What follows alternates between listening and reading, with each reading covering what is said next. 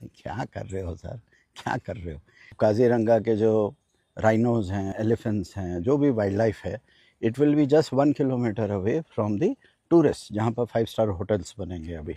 ये exactly same model चल रहा है जैसे राजा जी नेशनल पार्क कॉर्बेट में हमारे हुआ। देयर आर 52, अभी इस साल अराउंड 14 और ऐड हुए हैं।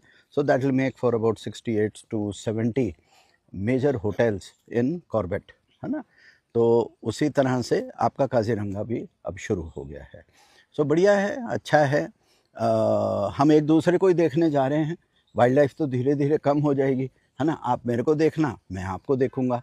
आप वो वाले होटल से बाय बाय करना, मैं यहाँ से करूँगा। तो 5 स्टार खेलेंगे हम लोग, होटल होटल खेलेंगे, रिजॉर्ट खेलेंगे। वाइल्ड लाइफ का क्या है, वाइल्ड लाइफ दूसरे देशों में जाके बस जाएगी, है ना। सो अच्छा है, बढ़िया है, करो करो करो काज़ीरंगा का। क्या कर रहे हो सर, क्या कर रहे हो? 80th इंडिपेंडेंस डे, मतलब 80 साल हो गए हैं। 80 साल के बुजुर्ग जो होता है वो वाइज होता है, तो थोड़ा 80 साल की विजडम भी लेकर आइए। 8 साल के बच्चे की तरह डिसीजंस मत लीजिए।